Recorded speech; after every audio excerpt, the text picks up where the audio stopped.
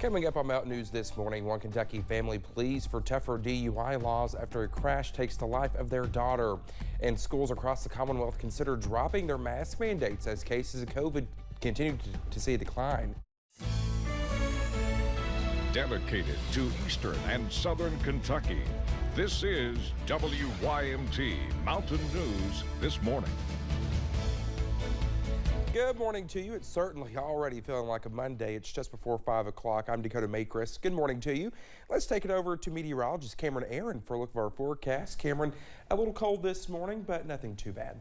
Yeah, not as cold as we have been looking at over the past few mornings. It is another Monday for me as well. But the good news is, Dakota, we are going to warm up as we get into the afternoon. We're also looking at the possibility of some rain as well. Let's take a look at this. This is brand new this morning. A flood watch in effect for most of us as we go through your Tuesday and into your Wednesday morning. This is not in effect for today.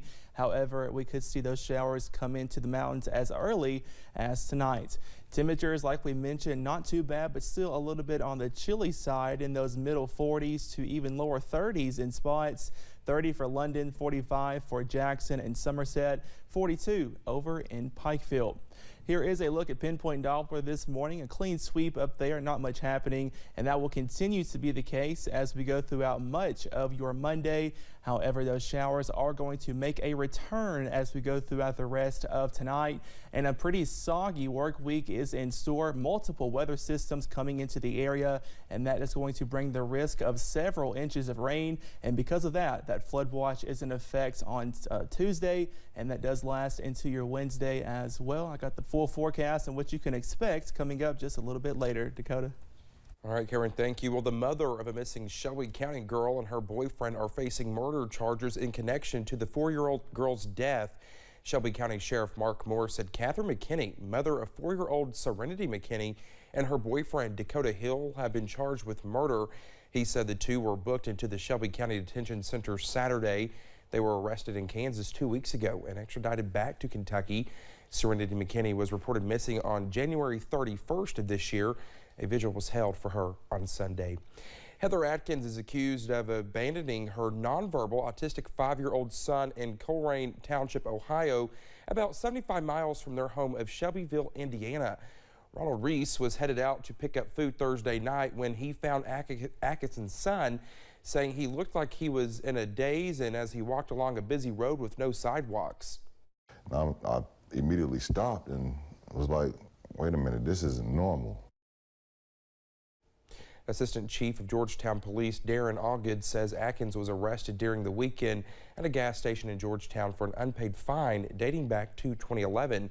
The child is in custody of Hamilton County Jobs and Family Services.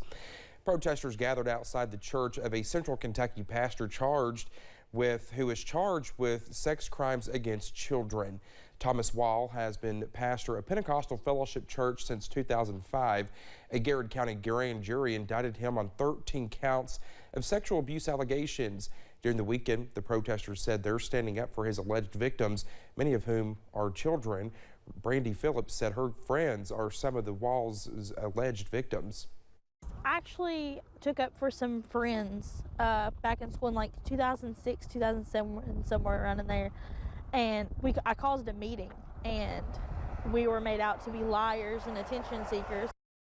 Well, Phillips said Wall and his wife always had excuses. She left the school and church during the weekend.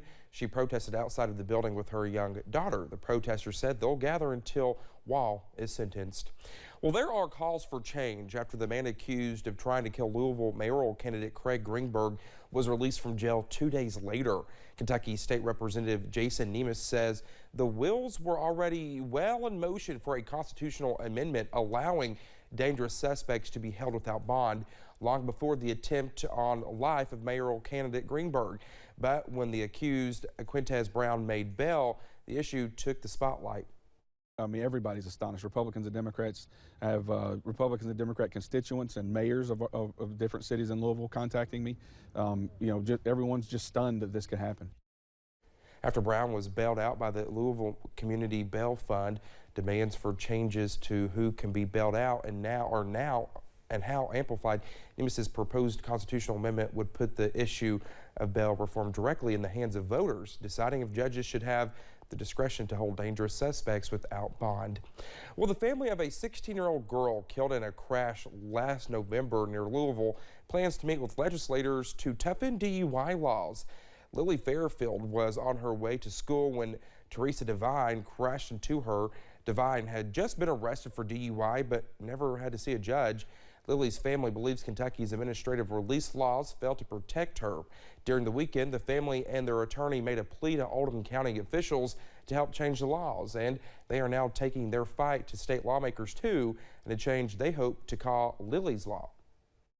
So I hope that it could save anybody from dying that really doesn't need to die, especially like a 6-year-old girl like my sister. Devine has not been charged in the crash that killed Lily. Police say they are still waiting for her blood results to come back. Lily's family are meeting with senators and state representatives to fight for a 72-hour hold for the first DUI offense and increased financial penalties for second offense. COVID cases in the Commonwealth are continuing to drop. In the past 3 weeks, the positivity rate has plunged by more than 16%.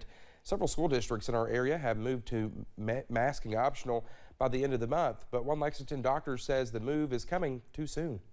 I'm a little bit concerned that right now, today, would be too early to ditch the mask totally. We're not at a safe level. We're still at a high substantial level of viral transmission.